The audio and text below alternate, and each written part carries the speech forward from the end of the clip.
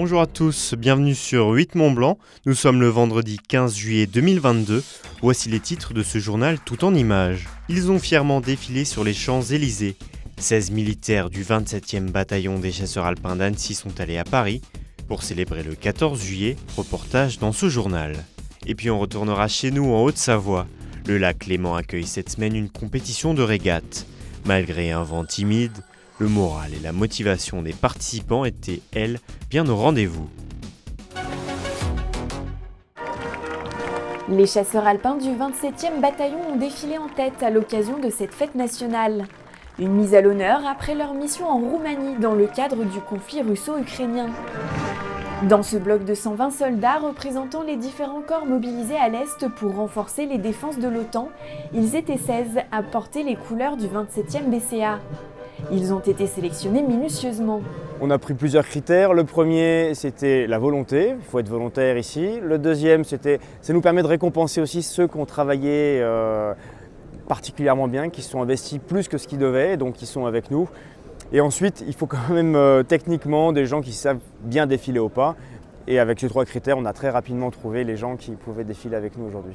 Ici, ce sont des soldats qui appartiennent à deux compagnies qui étaient avec moi en Roumanie. La compagnie de commandement et de logistique, qui est une compagnie qui, comme son nom l'indique, héberge en son sein l'état-major, qui commande les troupes, et puis certaines composantes logistiques, comme la maintenance, comme l'approvisionnement, le carburant.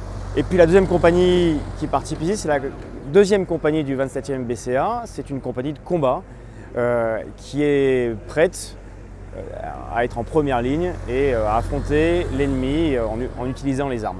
Parmi les hommes triés sur le volet, le lieutenant Pierre défilait pour la première fois. C'est toujours un honneur et une fierté, quels que soient les endroits. Alors c'est la première fois à Paris, mais j'avais déjà défilé à Annecy notamment.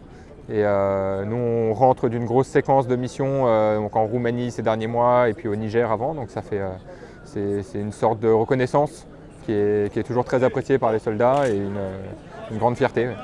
Le capitaine François, que nous avions rencontré aux répétitions du défilé il y a quelques jours, est pour sa part déjà rodé. J'ai défilé une première fois quand j'étais élève à Saint-Cyr, une deuxième fois l'année dernière quand j'étais cadre à Saint-Cyr, et donc là c'est la troisième fois. Ça fait toujours les mêmes émotions, il y a toujours la même chose de revenir une troisième fois, c'est vraiment magnifique, il y a beaucoup de monde. Là on arrive en dernier en plus, alors que d'habitude on est mis en place tôt. Là on arrive en dernier et on voit tout le monde, c'est vraiment très beau, c'est exceptionnel. C'est exceptionnel d'être tout devant dans un détachement mixte comme ça. Le 27e a défilé plusieurs fois depuis le début des années 2000 sur les Champs-Élysées. Le prochain événement marquant pour la caserne se tiendra à l'automne. Le bataillon fêtera en effet les 100 ans de sa présence à Annecy les 15 et 16 octobre. En Haute-Savoie, comme partout en France, les services d'urgence sont sous tension et particulièrement cet été. Entre la recrudescence du Covid-19 et leur sursollicitation depuis le début de cette crise il y a 2 ans, le pôle d'urgence du centre hospitalier Annecy-Genevois était contraint de fermer certains lits pour assurer le bon fonctionnement de ses services. Pour les désengorger, Thierry Roupiose, le chef d'urgence du site d'Annecy, nous explique les bons réflexes sanitaires à adopter cet été. Le premier niveau de réponse en journée, c'est de contacter son médecin traitant ou un médecin de proximité proche de son entourage, de l'entourage du domicile, proche de son domicile. Il est important de recourir à cette offre de soins de médecine générale pour un premier recours. Et puis nous avons identifié, puisque en Haute-Savoie, nous avons mis en place des affiches et que l'on va distribuer des flyers à la population, aux patients qui se présentent dans les services d'urgence pour définir quels peuvent être les recours. Et nous avons à ce titre un certain nombre de recours qui sont par exemple les communautés professionnelles territoriales de santé, ce qu'on appelle les CPTS, qui sont organisées pour apporter une réponse en soins non programmés. Ce sont aussi les structures de soins non programmés comme SOS Médecins ou les urgences médicales du Léman sur le secteur d'Annemasse. Et puis ce sont tous les cabinets médicaux des médecins de montagne qui offrent dans toute station, en journée, 2 semaines et souvent les week-ends également, et souvent d'ailleurs le week-end également, une offre en soins non programmés. Et donc le bon réflexe, c'est premièrement d'aller recourir à ces structures-là, et c'est pour ça que l'information va dans ce sens-là.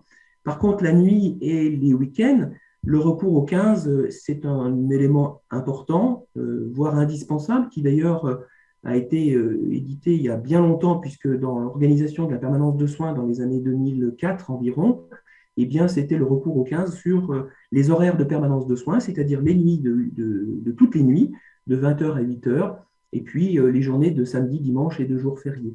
Et donc là, le 15 est à même de prendre en compte, bien évidemment, les appelants et de les orienter vers un médecin régulateur qui déterminera, après son évaluation, de la bonne filière à proposer aux patients. La situation des urgences à l'hôpital d'Annecy, et d'ailleurs sur l'ensemble des sites du département, mais puisque l'on parle spécifiquement de l'hôpital d'Annecy et de celui de Saint-Julien-en-Genevois, hein, puisque ce sont les mêmes établissements, est assez préoccupante dans la mesure où on a des flux de patients qui sont importants. On a des équipes soignantes qui sont extrêmement fragilisées par plus de 2 ans et demi de situation Covid avec les vagues itératives, et donc des personnels fatigués, éreintés, et qui doivent faire aujourd'hui face à une augmentation des flux. Et puis, de la même manière, de manière parallèle, nous avons aussi un absentéisme qui croît de plus en plus, avec des soignants qui deviennent Covid positifs et qui doivent s'arrêter car ils sont effectivement avec des symptômes qui nécessitent leur arrêt. Tout cela fait qu'il y a des arbitrages qui sont effectués, ce n'est pas de gaieté de cœur, mais il faut les faire pour que, effectivement, un certain nombre de lits puissent être fermés pour que l'établissement puisse malgré tout fonctionner. Sur les eaux du Léman, une flotte atypique régate face au port de Thonon. Ils sont près d'une centaine, venus des 4 coins de France et d'Europe, à se départager dans la catégorie ILCA, anciennement dénommée laser. Mais pour lancer la course, encore faut-il avoir les conditions nécessaires. Alors bon, là il n'y a pas trop de vent, mais il faut toujours rester dans la course parce qu'à tout moment le vent peut s'établir et du coup ça peut partir à tout moment. Du coup il faut tout le temps rester dans cette optique de le vent va revenir, on va partir, du coup il faut rester concentré. Après là, je ne vais pas vous mentir qu'au vu des prévisions, je pense que ça ne va pas rentrer tout de suite. Donc on va attendre un peu quoi. Des conditions qui se font attendre mais qui n'entament en rien le mental des compétiteurs bien décidés à en découdre. Il faut dire que sur 4 jours de compétition, la météo a le temps d'évoluer. Un élément qui fait partie intégrante de la discipline, qui plus est ici, sur les eaux du Léman. La voile, c'est jouer avec les éléments, donc jouer avec le vent, jouer avec l'eau, avec les courants également. Donc, beau terrain de jeu. De l'instant qu'on a 5 nœuds de vent, donc on peut lancer une manche. Ça fait des manches très techniques parce que effectivement, quand il n'y a pas beaucoup de vent, le réglage de la voile, la position dans la coque sont hyper importantes. Et c'est là qu'on voit, j'allais dire, les bons marins. Une réelle science de la voile qui permettra d'ici la fin du week-end de sacrer un nouveau champion de France de la discipline, avant le grand rendez-vous de 2024 et l'épreuve des Jeux Olympiques qui se déroulera à Marseille. Mais d'ici là, tous les barreurs devront démontrer l'étendue de leurs aptitudes et de leur qualité. La patience, je pense vraiment, ça va être compliqué pour les jeunes parce que hier on a eu déjà une longue journée d'attente. Et ils ont navigué par la suite et puis aujourd'hui ça risque d'être compliqué aussi, une navigation ce matin, puis une pause ce midi sans doute pour le vent. Et puis peut-être le vent qui reviendra cet après-midi. Il va falloir être bon sur les départs et puis de toute façon la patience et puis ce sera la meilleure arme je pense. Si 4 manches sont nécessaires au minimum pour homologuer le classement, ces premiers jours de compétition ont déjà permis d'en valider 2. Reste encore ces samedis et dimanches pour en organiser autant et assurer la réussite de cet événement qui aura nécessité l'appui de plus d'une quarantaine de bénévoles. C'est la fin de ce journal. Vous retrouverez ce week-end 2 courses à pied diffusées en direct sur notre antenne. Rendez-vous samedi dès 9h pour la montée du Ninègue et dimanche dès 7h45 pour le col de la Lose by Bride-les-Bains. On se quitte avec ces images de la Super 8, une course de VTT transmise par la station de La Plagne. Passez un très bon week-end et à bientôt sur notre antenne.